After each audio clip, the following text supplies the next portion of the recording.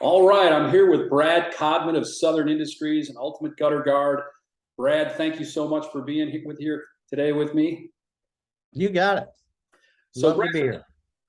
I know you very well. We've worked together for many years, and you guys have an incredible business down there. You're headquartered in Savannah. Excuse me. You're headquartered in Augusta, Georgia. You have offices all over the South. How much business are you doing nowadays? It's been a while since we've talked about that. Well, our goal this year is 91 million.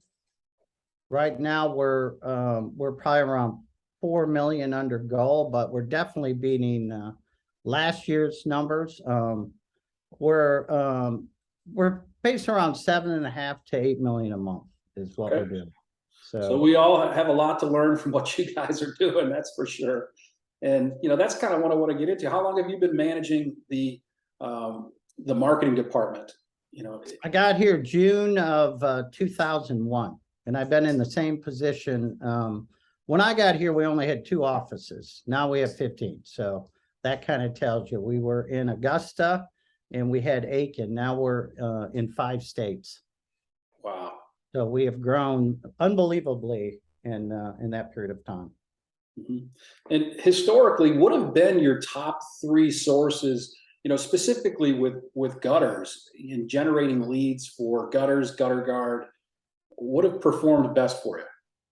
Over the years, in like Birmingham, Huntsville, Atlanta, Greenville, those are our big gutter guard. Charleston's one of our big gutter guard offices. Columbia is one of our big gutter guard offices. It's been TV. Really? Funny commercials. I mean, for years, I didn't even, we're looking at no matter what, 40-45% of our business, we want gutters. So we are always focusing on them. We have certain reps. When we bring in a new salesman, that's what he is taught, gutters, okay? And then they advance to different products, but the first thing they get their hands on is gutters. And TV has always been able to feed my reps up until recently. I mean, last year, it has changed since COVID, was around 35% was TV of our gutter business. And then web has picked the ball up and is running with it, was another 35%. And then something I can control, where when we can actually go knock on somebody's door, we can see what kind of problems they're having with their foundation and different things. We pull them out and let them look. And they don't even know a lot of times that they need this. Right. So 15% of our lead flow in our business is generated through Canvas. But prior to that, it was real high percentage TV and then events. Yeah. Well, I want to unpack that a little bit because you mentioned you guys do a number of other products. I know you sell replacement windows, some siding, you do some bathroom remodeling on the inside. And you mentioned that 45% of your business you want to be gutter protection. Why is that? Well, when you get as big as us, especially during supply issues, where you're waiting 4 to 5 months to get a bath, and sometimes even 4 months for windows, you're having to pay the front end marketing costs. You're having to pay the front end half at least commission for the salesman, because he can't wait 5 or 6 months to get paid. And what gutters has done for us, again, we try to get deposits to help offset that with our sales representatives, because we are having to pay all these other fees, but sometimes you can't. So what gutters have done for us is they'd allowed us to, if we sell the deal today, we can take the truck over and install the job tomorrow, and we can turn that business to help out with what we're waiting on. So plus, I mean, it's one of those products that really the consumer a lot of times doesn't even realize, unless there's a bad rainstorm, then he needs it. Right. Because he can see what's doing to his foundation. He can see what it's doing, when it comes to just so many different things. Sure, rotten wood and Yeah, rotten wood on the foundation. In fact, I was in Atlanta the other day, and I was at my sister's house, and I was walking up to her front door, and I looked to the left of the garage. I mean, the foundation. I mean, her actual driveway is lifted up because of all the water that's got under there during the years, and it's just rotted under there. And I brought her out and showed her. And she said, well, it looks like you need to get me some gutters. Yeah. When are you going to install them? And Right. thank you for the present, that type of thing. So Right. it hits everybody, and they don't really think about those things until it's too late a lot. Yeah. So there's both sides of it. You got the homeowner that really needs it, right? And they don't even know it. And then the other side of it, you nailed it. I mean, cash flow is king. The oldest phrase in this business that I've, really adopted myself is volume for vanity, profit for sanity, and cash flow is reality. Right? Well, it's that, and here's the biggest thing, right? The biggest thing is you have like a 14% material cost, 12% labor cost. It's our most profitable product. Wow. It's our fastest turn, most profitable. Why wouldn't you market it heavily? Yeah. Amen. I mean, there's just so many benefits to it. So and let me landscaping, foundation. I mean, just it's a good product. Right on. Well, let me ask you, you mentioned web was one of the top sources as well, and that picked up for you during COVID. And, when TV dropped, web picked up a little bit. That's a pretty broad spectrum when you're talking about the web. Was it aggregated leads? Was it leads that you generated organically through your website? Is there some pay-per-click there? You're using Home Advisor, Angie's. Tell us a little bit about the web. Number one, I'm not going to mention any names with aggregators. I did try some aggregators with gutters. I had a very bad experience with that. It didn't work. Again, because of the cost, a lot of the aggregators do not want to do gutters. They want to do windows and that's because of the average sale, and they can charge a little more for lead. So they weren't sending me. Again, I tried 2 different ones, and the quality wasn't there. What we're actually doing very, very well is with YouTube, Facebook, retargeting, anywhere you're at. Once you click on us on Facebook, we're going to be there. Great. No matter what, we're going to track you around. We're doing a lot of geo-targeting. That's working out very well for us. I mean, we're very fortunate with our CRM, with Salesforce that we're using now, where we can see and actually do a lot of statistics that prior to getting Salesforce we didn't have access to. Great. So, when it comes to lead flow, put them in different buckets. So you've been doing this a long time now. You mentioned over 2 decades, leading the marketing department for a huge organization. What have you seen change in lead generation? Well, I was really big on the newspaper. At one time, the newspaper was my #1 lead source. I did it all on performance base with Atlanta, Augusta, Columbia, just about every market you can think of. It branded us well. It was out there. It was that customer that was 45 to 75 years old. It was right where we needed them to be. It was successful. And as you know, the newspaper, people just aren't, I mean, it's shrinking. Sure. It's, the Atlanta newspaper used to be 350,000 subscribers. It's way down to almost minimal now, to where it's very, very difficult to base any kind of success on the newspaper. I'm still in it because there are still benefits from it, but it does not give me a high percentage of lead flow anymore. Again, TV. Now, TV, the big problem I see with that is a lot of people are dropping their cable and they're going to streaming type services, Hulu and different things like that. So when I used to be I was on the news, I sponsored all the news channels. I was on WSB in Atlanta. I could expect 30 to 40 calls off of a $1,500 spend on the ad. Wow. nowadays the inconsistencies to where my TV numbers are definitely shrinking majorly. Again, it's driving a lot to my web, so it's we're very fortunate now to where we're having specially type unique type landing pages we're putting together. So if somebody does, when we're advertising, go to our website where we'll still be able to track that to where we can give the credit to the TV. Right. When I talk to my agency all the time, they're like, oh, everything's going to the web. Yeah. Yeah, you got to be able to track it. If you can't track it, Well, you got to measure it. What gets measured gets managed. well, my biggest thing is a lot of times I don't base everything on how much money I'm bringing in. It's not like a money in, money out. I'm looking at how much did I pay for that issued lead. We can fix the close. We can fix the net, but it's hard to fix when you're paying $500, $600, $700 for an appointment. An Amen. operating. Amen. So that's something we look at constantly. Is how much is my issued lead per product, and is it affordable? Right.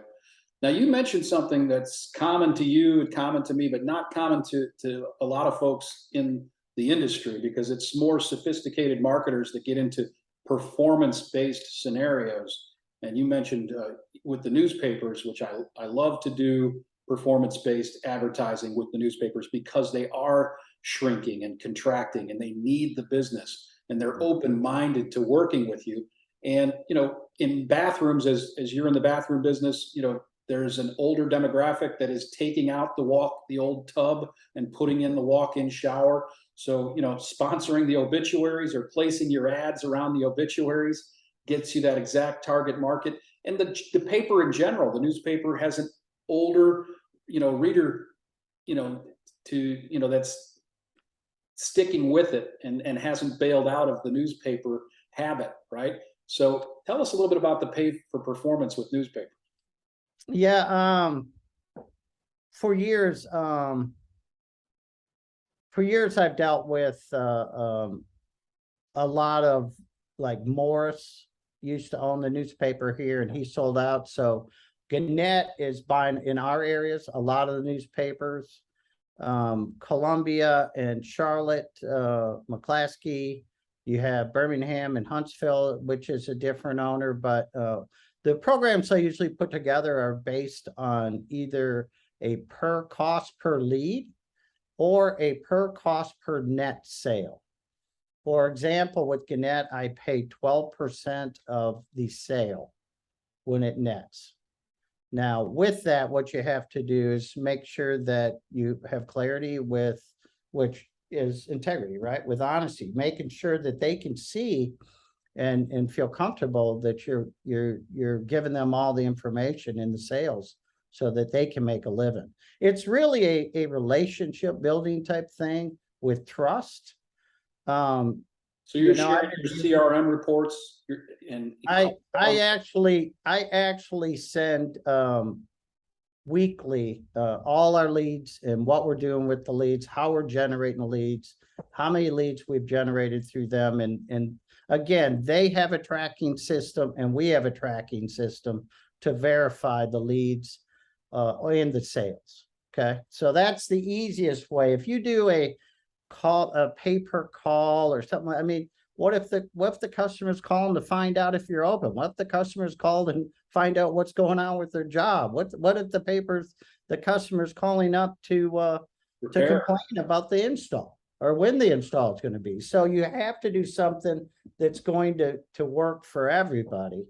And it does take a little work. And that's what I tell them. I mean, when you're going up front, this isn't about us saving money. It's about us working together when they got skin in the game and we have skin in the game. Amen. And we're going to do our part. And do a lot of these papers, do they require some type of base buy to kind of show that you're committed to this? I have Gannett requires a base buy. That's the only one that I have requires a base buy. And what they offer with that is either direct mail. You can use them for some web advertising if you'd like. They'll help you with SEO, PPC, pay per click, or search engine optimization. What I do with Gannett is direct mail. Okay. And, How's that and it, working for you? it works pretty good. Again, it's about that it's having that relationship with your rep, making sure that you have all the input on what you're going to put on the ad to make sure there's a good call to action. And you make sure that they're going to win also. It's all about that. I mean, Yeah. it is Gotta a, be sustainable. yeah, I mean, you have to pull leads. If you're not giving them the opportunity to where they can win also, because it is a partnership, then you're going to have some problems and it won't be long lasting. Because they're there to make money and you got to care about that. Right on. So let me ask you, Brad, another change that we've seen in the industry at large is online reviews. And that didn't used to be a thing, right? When you got into the business back in 2000, it didn't matter, it didn't exist. You weren't so aware and concerned with online reviews. Because you have multiple offices, I wanted to get your feedback on the impact of online reviews on advertising. Do you see that the performance of your advertising works better in markets where maybe the reviews are stronger for that particular branch location?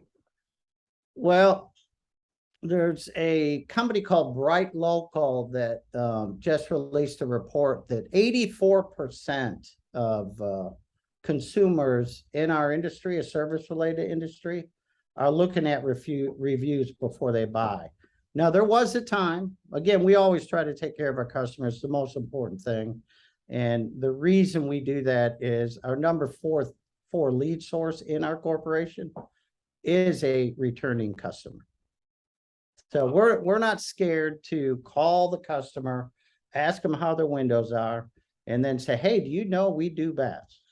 So if you don't do a good job, you're not going to be able to do that. But the answer to your question is a very, very, very high percentage of people before they're going to put up $5,000 or $6,000 or $8,000 are going to check you out.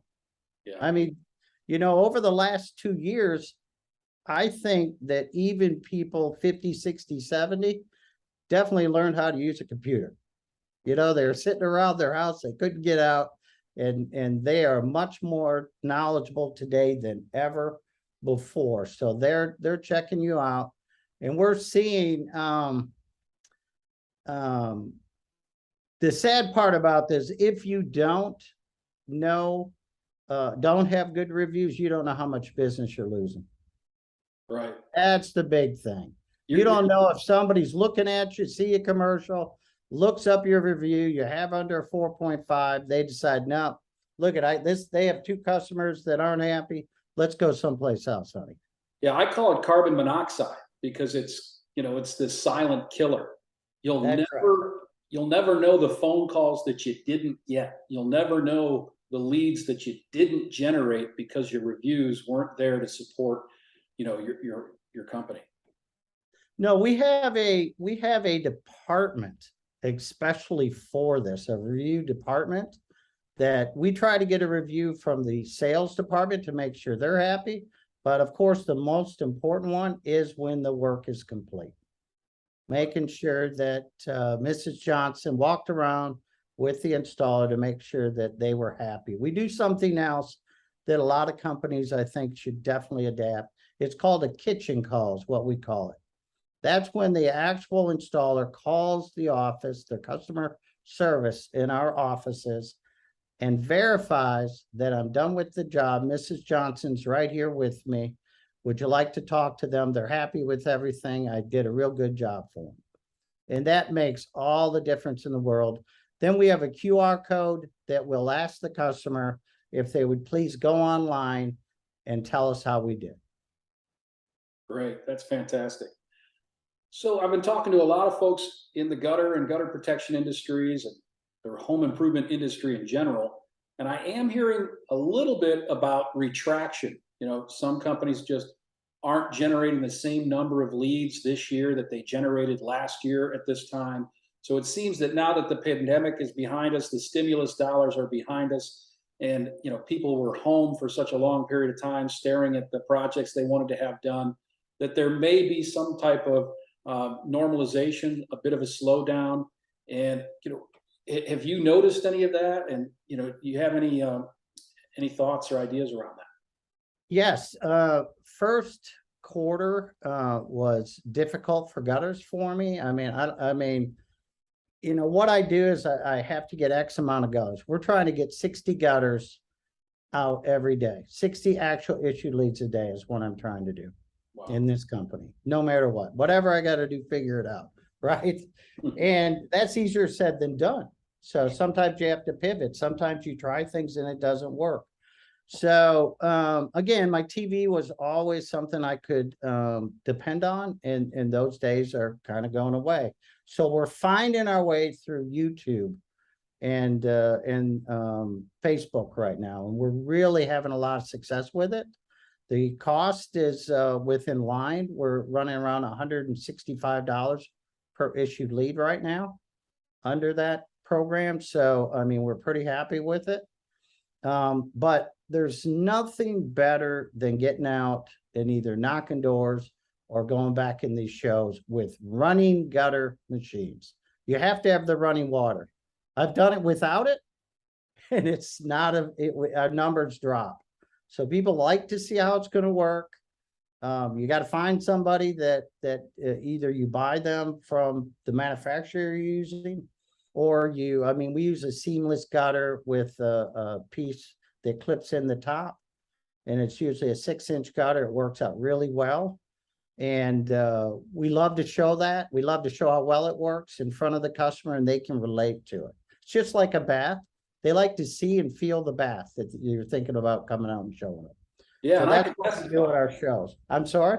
And I can testify. I've been to a lot of your live events. I've worked in some of the retail stores, Walmarts and Sam's Clubs and things like that. And you guys have a strong commitment to having those displays with the running water out front, prominent, and people, they do come over, they attract people to see how they work, if they work. And it really raises a lot of questions, and a great way to generate leads.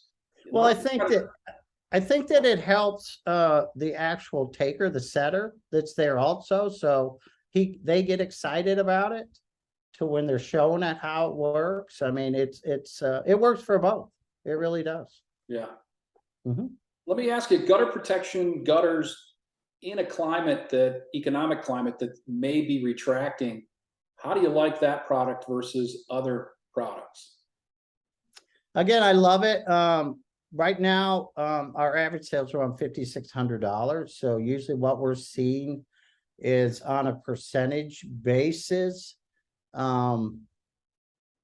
People put this on their credit cards. I mean, it's one of those products where they still do finance. Probably around 33% of our people are financing the product, but a lot are putting it on their credit card. And it's at that price point to where you can still do that. Again, it is a need product, so you got to show them why they need it. You got to educate them why it's going to benefit them in the long run. And we don't have a lot of customers. Very, very few that aren't extremely happy after they can see the benefits of it. So let me ask you a question about call to action. You do a lot of different forms of marketing: television, web, social media. You've got live events. You've got people going door to door. You've got a very diversified portfolio of lead generation. What calls to action do you see working for gutters and gutter protection? I use 3 different types. What I'm doing right now is something called a $79 install. So what they can do is they can get the work done for $79 down.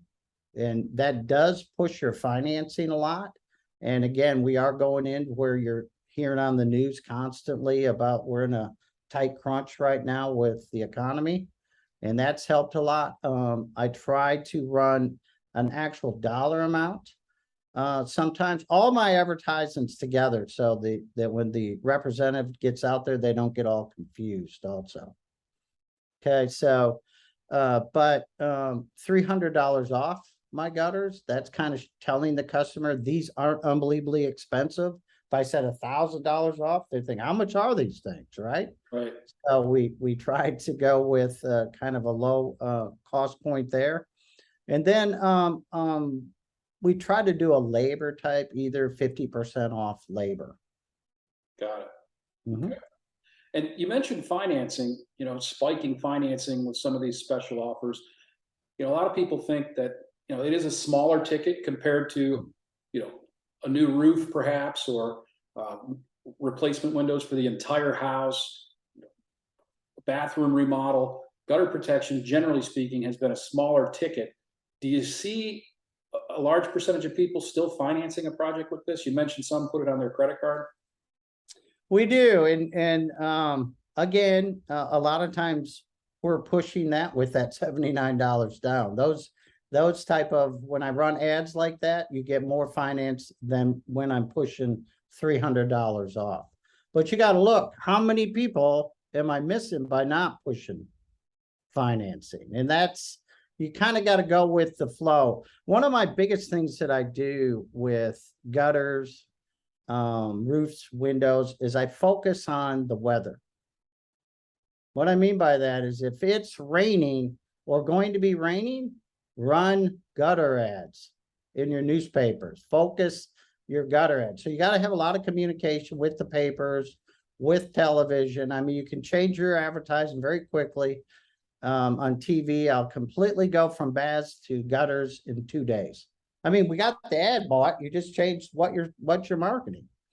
That's So, great. and we've had success with that for, I can't even tell you how many years. So it's, But it's not just seasonality. It's literally watching, the forecast and advertising accordingly.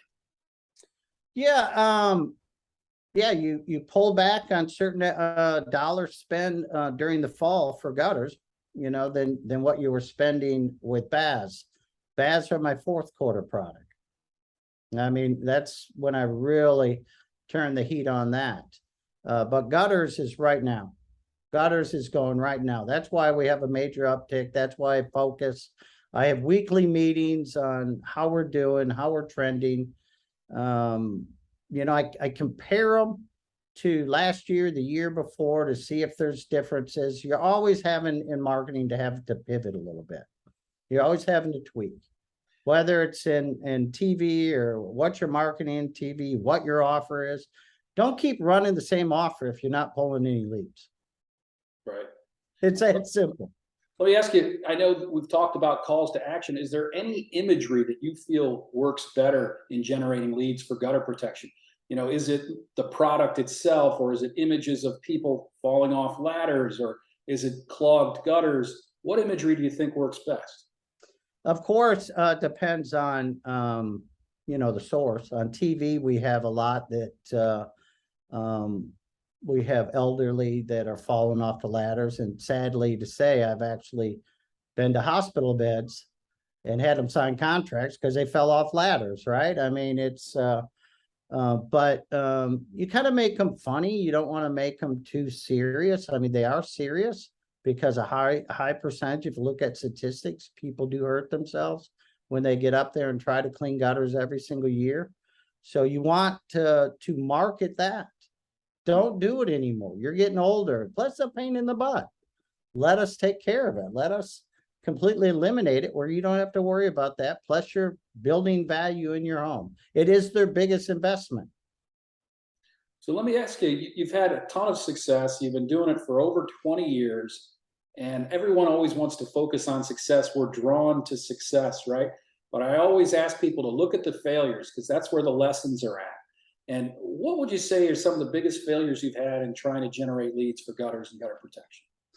That's an easy one. I already kind of went through it. It's my aggregators. I mean, they just, for gutters, I have not been able to master that. My conversions are low. The quality of leads have been bad. And these are people that the other leads that they're giving me where different products are successful. So that's the weird part, right?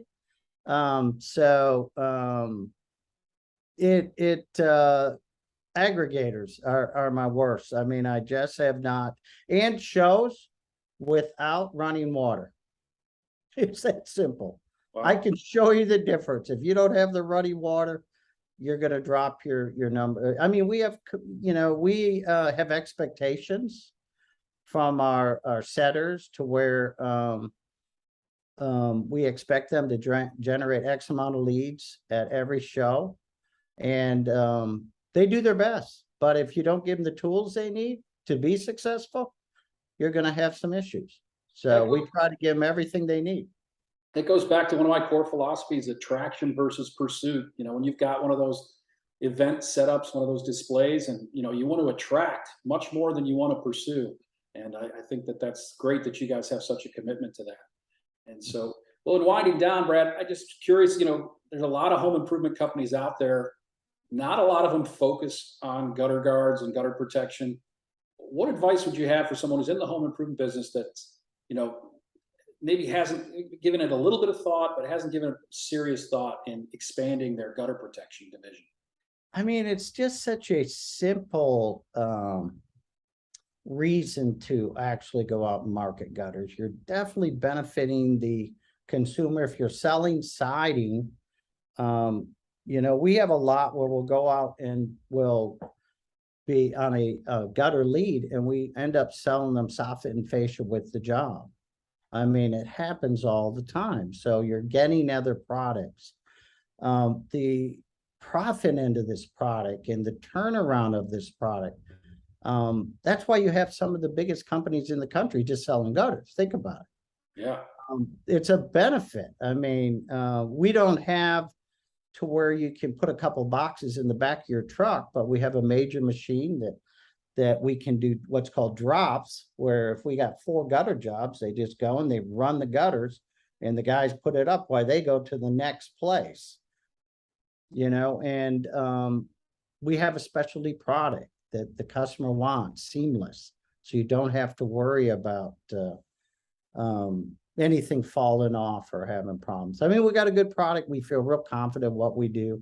And any owner of any company could see the benefit when it comes to cash flow. That's a no-brainer. It really is. Yeah. Because I mean, we've all learned a lesson in the last 2 years is I don't care if you're selling windows, I don't care if you're selling baths, both things, you're sitting there praying that they're going to get that to you within 90 days. Right. Yeah. I mean, a lot of cancellations because projects couldn't get turned around at a reasonable time. Oh my goodness. Yeah. I mean, we lost our actual, we're having to be up front. I mean, we are really working on something, a customer type portal to where the customer can see where we're at, whether or not their product has been ordered, the expectation on when the product's going to be there. And then when the product's there, they can actually see when we're going to actually, we'll call them to set up an appointment to have the product installed. People like that. Oh yeah, we've been trained by Amazon. We know where our package is at. We've been trained by Uber and Lyft. We know where the vehicle is at, and they want to know when their project's going to be done. If you don't have the technology to do it, via some digital platform, at the very least, you have to lay it out on a sheet, next steps and expectations and the timeline that those things occur. Very, very important for improving the customer experience. Well, another major thing that has happened that we've definitely had to upgrade and educate ourselves on is back in the day, you could call people and they'd answer the phone. Those days are over. You might have Johnny have 20 leads that you're going to confirm and make sure that they know that we're coming out. And you can't get a hold of that customer. So what are your options? Your options, you do have some. Your options is to text them or email them. And if they respond back, run the lead. And that we have something called Hatch that works out very well for us. And people with, whether you go into the dentist, the doctor, I mean, that's what they do. They don't communicate anymore. They talk. Now, I want to make sure everybody understands that it's important to make sure that the consumer is set up to understand why you're coming out. Right. That's the big thing. So we have a product that actually is a training type program called Balto that if the customer asks a question that my setter doesn't understand, it'll give them the answer. It's the most unique thing I've ever seen now. Very So cool. we're making sure that the customer's getting all the information that they need. So when our rep goes out there, they know what the customer's been told and can actually not be confused. Fantastic. Well, Brad, you've been very generous with your time. You've been very forthcoming with information. I know everybody watching and listening is extremely grateful. I certainly am. Thank you for being a guest on the Gutter Grind, and we look forward to talking to you soon. You got it. Thank you. Bye now.